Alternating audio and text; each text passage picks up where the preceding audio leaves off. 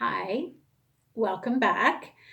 Today we'll continue with Arunny and find out just what her and Chan's father did to protect their children and their futures. But before I do, I'd like to kind of take a step back and just kind of share a little bit about Southeast Asia. When I started my travels, I started in Singapore, which some other travelers referred to as Asia for beginners. And then you kind of creep up north and into Thailand. And Thailand, certainly from the Vietnam War, exploded with tourism, with sex tourism. And then you get into smaller countries like Cambodia and Laos, where tourism was really just starting to take hold. And I was really fascinated about the impact of tourism on a country, in particular these small nations. And you will see that as a theme woven in between in between the chapters of my novel. And also, it really made me think, like for families like Arunny and Chan's, where they're rural, they're not educated, you want the best for your family. So, what do you do to get that, and how far will you go? Ready?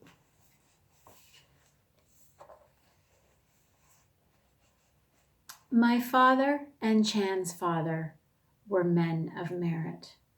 I know this because one day, when Chan and I were playing at the banyan, the abbot, before he ducked his head and slid into the incense filled cavern to pray, told us so. I carefully avoided eye contact with him while he briefly spoke, and my heart swelled with pride at his words, as did Chan's.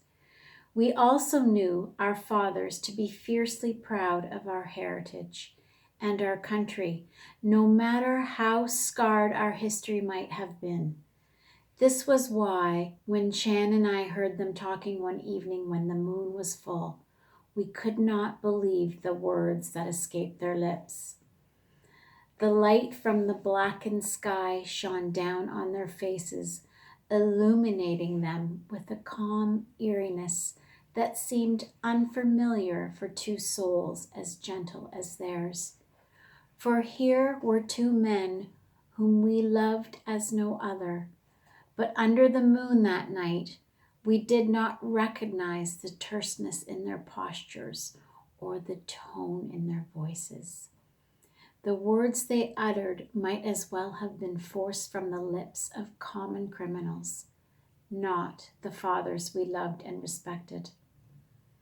A cloud drifted over the corner of the moon, and the silence of the blackened night heightened the seriousness of their well executed plan that neither took lightly. There was much debate. Voices teetered from despair to rationalized objectivity to resolve. They were united in their actions and their quest to secure a future for their families and for generations to come. It was many years ago when Chan and I lay hidden, camouflaged by the night, our bodies tightly pressed against the forest floor as we invaded our father's privacy. Our innocent ears intruded on a conversation we were never meant to hear. A conversation that, had our fathers known we were listening to, they would have been mortified, fearful our opinion of them would have been tarnished.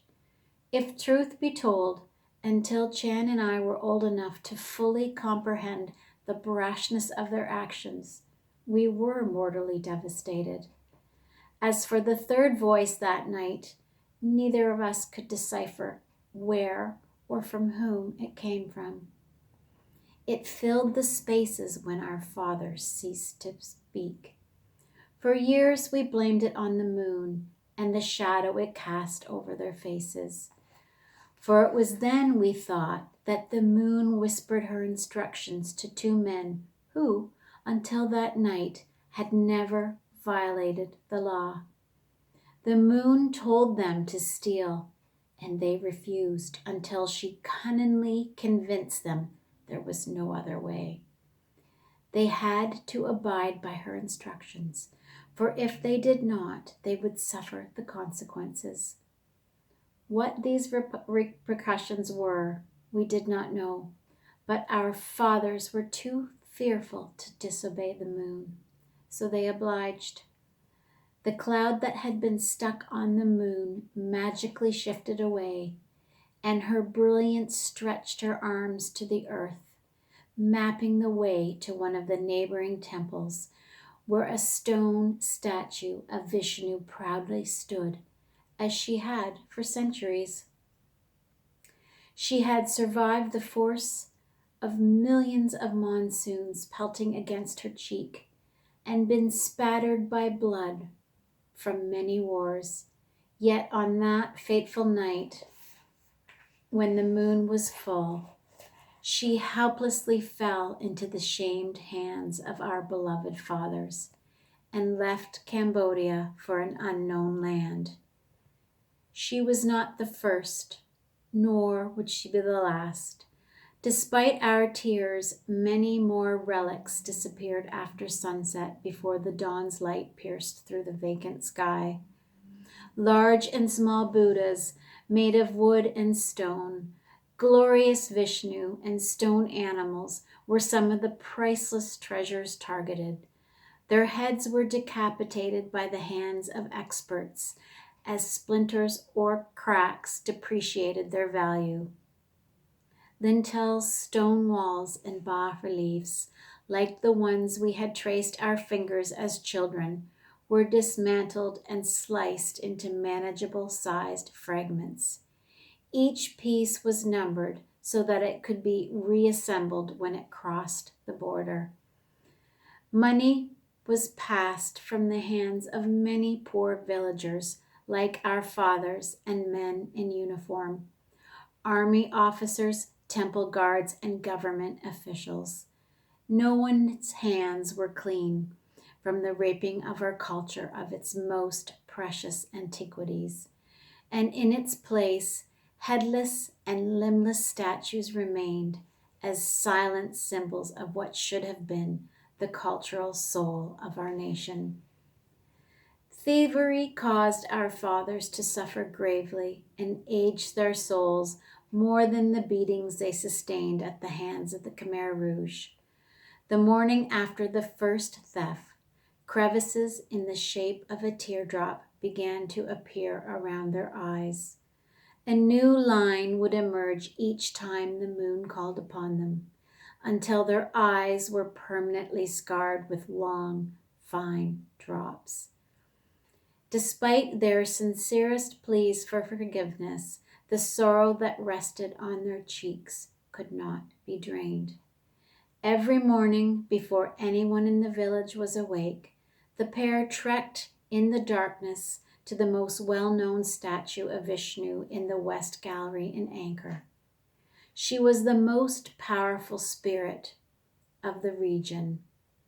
The aura of her power was known to be so mighty that birds flying directly overhead would drop dead to the ground, and the wishes of those who fell on their knees before her and prayed would come true.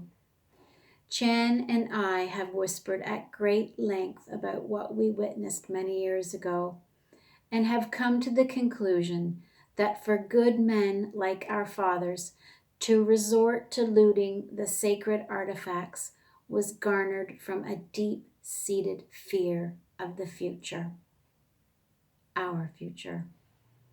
When our hearts are feeling particularly heavy with the knowledge of their deeds, we hear the abbot's words from so long ago as he ducked into the Bayon temple. Your fathers are men of merit.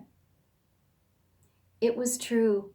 It was like the abbot knew we would later need to be reminded of this. In the pre-dawn hours, when tourists scramble from the comfort of their clean white linens and air-conditioned rooms so they can catch the sunrise from behind the lotus flower towers, my village is already preparing for the day. I dress quickly, putting on a white cotton blouse and pull up my sandpot over my legs and fasten it securely around my waist. Around my neck, I wear my red and white checked karma. Today, I use my karma as an accessory should the need arise. Others may wrap it around their heads for protection from the sun, dust, and the wind. Others may utilize it as a pillow or a bag and fill it with cakes and fruit. Some Cambodians will use their karma to devise a hammock or carrier for babies or use it as a towel. When I was small, my father knotted and shaped one as a doll for me. Many tourists, after they have watched the stones of Angkor change color in the morning light, will purchase this customary garment that differentiates us from Thai, Laotian, and Vietnamese neighbors. As I think of this, I smile and fondle the frayed edges before I bolt outside. I wave to Chan as he drives off in his tuk-tuk, and I climb onto my bicycle to ride to our family restaurant. A knowing look passes between us, and our hearts cease to judge our fathers for events from the past. The abbot's words are no longer needed. We know that our fathers' love bade them to listen to the fateful moon that night, when the moon was full and she cast a shadow over their faces.